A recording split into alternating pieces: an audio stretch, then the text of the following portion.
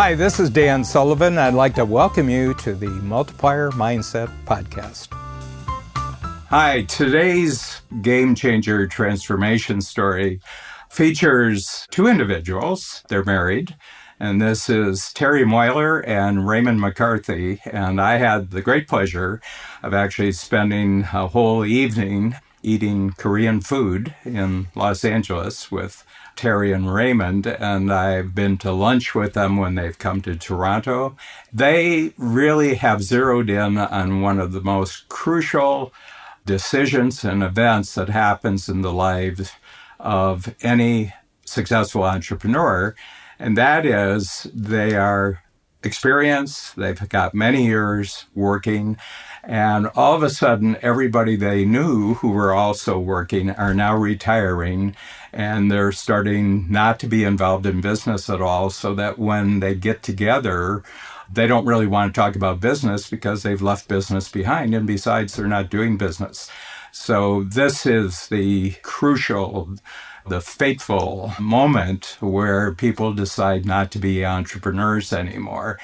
And Terry and Raymond said, that just wasn't for us. We just don't want to stop doing what we're doing. But we're kind of losing the community that we had because that community's not interested in talking about what they're doing because it's not business related. And they certainly don't want to hear us talking about it. So we need an entirely new group of people to talk to. And in the case of both Terry and Raymond, they found it with a strategic coach. So both in Los Angeles and in Toronto, they have a community now that's constantly growing. And it's kind of like they've taken a jump in their career. Both of them have taken a tremendous jump in their career. And the reason is because more and more they found out with the community they had before, they were slowing down. Life wasn't exciting anymore. There was no future that was bigger than the past.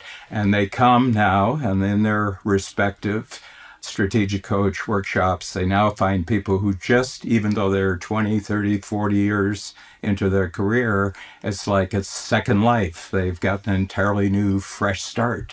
This is really crucial because every entrepreneur is going to face the point where they are no longer supported socially, no longer supported just from an interest standpoint, because everybody is in your age group and they're starting to drop off.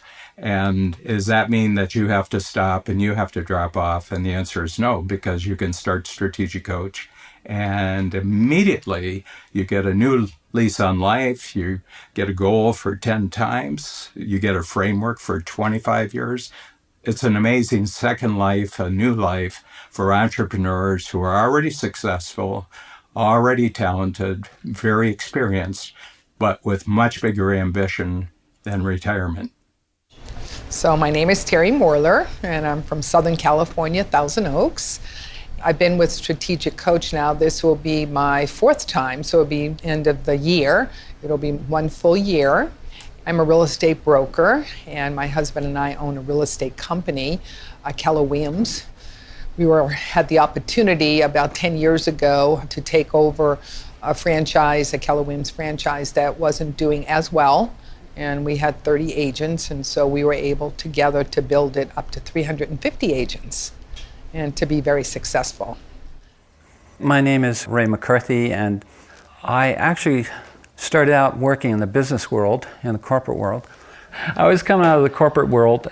I was looking for something else to do, and I went to the Chamber of Commerce mixer to explore things. And so I went to one of my first mixers, and I saw him from the other side of the room, and I'm from Massachusetts, and he looked like he came from New England.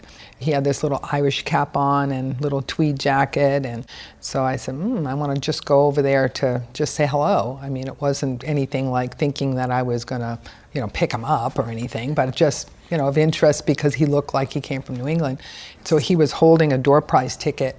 I win a lot of things, and so I said, sir, may I hold your ticket? I said, I win a lot of things, and so maybe you win.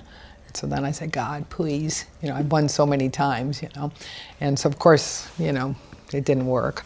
And so then he looked and he said, it was nice meeting you. And I thought, oh, that was so stupid, And then a month later. About a month later, the next mixer, she was standing there. I walked up to her and I said, "Hey lady, can I hold your ticket? Maybe you'll win something." And so that's how it all came about. And we connected, and she got me connected in the chamber, and she was the board chair or something, whatever that was, chairman of the board or whatever, Yeah. So that's how we met. And she says, "Oh, I got this real estate company." I think, what? But the other we important thing, best friends. we first. became best friends before we got married because we dated for about 4 or 5 years. Yeah. And then the interesting thing about that is that she taught me, coming from the corporate world, corporate mentality, how to think differently from an entrepreneurial perspective, and more open to things. And so that's what I got through that. I got more than you, I guess. Well, I always say he's the smart one because he's got his master's degree, and I barely got through high school, but I'm very street smart, and very learning based. And so he just came along with me, and thank goodness he's learning based too. And so still along for the ride. Yeah. And let's see, we've been married 35 years. a good thing. And when we got married 35 years ago, I wanted him to change his name to mine, but he wouldn't. So we have different names, but we've been married for 35 years. And I was the first one to enter Strategic Coach, and I'm in the 10X program, and I go to Toronto. And I joined in January the Signature, and I'm in Santa Monica with Adrian. So I don't have to commute as far. We were at a point in our lives where we've been very successful. So we're in an age in our life when most of our friends are thinking of retiring and doing other things. But both my husband and I are very into learning and not into thinking about age as a factor in which your life is over. So a couple of years ago, when I was 65, we went to a course that was called Quantum Leap, and it was about where your life started to where you are today. So in my case, I was 65, and I made my decision that at 65, that was halfway through my life. So now I was going to live to 130. So from there, you had to kind of quantify what did the first half of my life mean to me. And so to me, it was a quest for success. But the second half of my life was going to be a quest for significance. And so what would we do that would be significant? Most people work towards a goal of retirement when they're working for a company. Whereas Dan's thinking is that, and most people do retire, and then you hear things like, oh, well, they've died or they passed away and so forth, meaning there's no purpose for them to continue living. Whereas with Dan, when he does the Life Expander and you think about living to 120, 130, you have to start thinking about, you can't just hope that's going to happen. You have to do things. And one of the things that came crystal clear to us was health. Health is very important. So we have to take better care of our bodies, nourish to be able to extend our life to that. And then again, it's getting back to all the things that can happen with those additional years. Yeah, I think that we made a commitment a long time ago that we really want to grow together, because when you don't grow together and only one person is growing, then you grow apart. So both of us made the commitment that we were going to be life partners forever. So for us, our values and our value of learning is huge. So both of us just love learning. When I was in Rhode Island growing up, and I was in junior college, the University of Rhode Island had an extension division sometimes we were using their classrooms. And I'll never forget, on the building, etched in granite, was a saying that I've never forgotten, and that is, education is a lifelong process.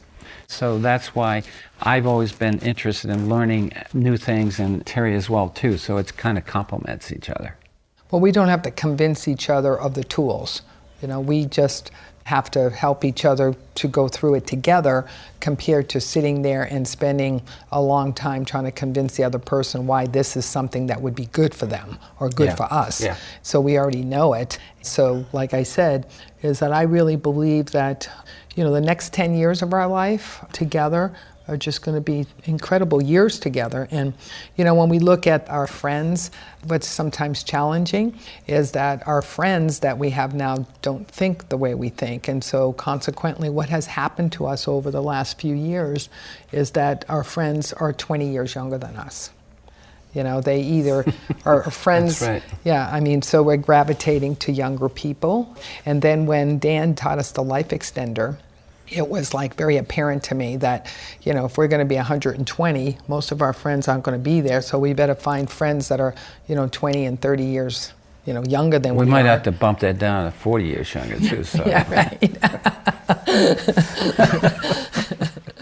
In Strategic Coach, we have a two-part process which really, really changes your thinking in a very short period of time. And the first one is we get you to take a look at your lifetime and how long you want to live, because most people have a kind of a loose sense of how long they want to live. And usually the number that represents the age at which they're going to die has come not from them, but it's come from family history, or it's come from actuarial tables that the insurance companies have, or it's just an observation of when people around them are dying. And frequently, individuals in your peer group may be getting ready to, first of all, slow down and then decline and then die.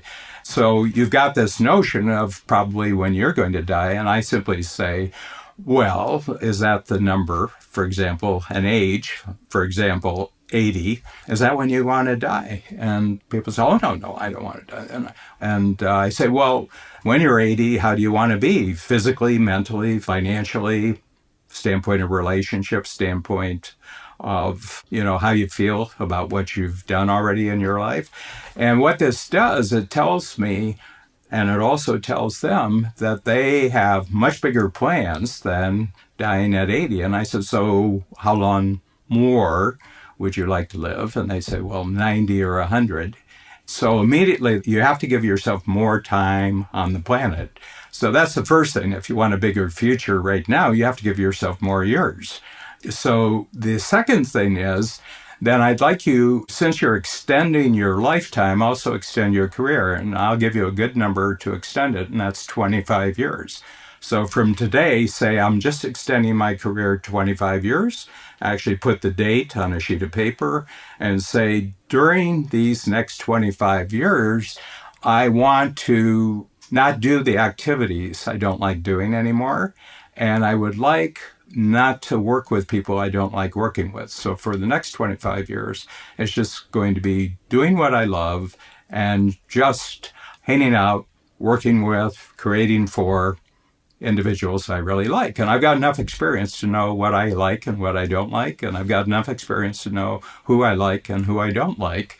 And that immediately pumps a new tank of gas for you and your entrepreneurial career, and you just come alive again. You're no longer held down by the gravity of what your friends are doing or what the actuarial tables say, because you're an entrepreneur. You became an entrepreneur to create your future, and this is a new stage of creating your future. So just to follow up on this great transformation story from Terry and Raymond, I'd like to give you a tool, and you can get this tool simply by going to abcmodel.coach.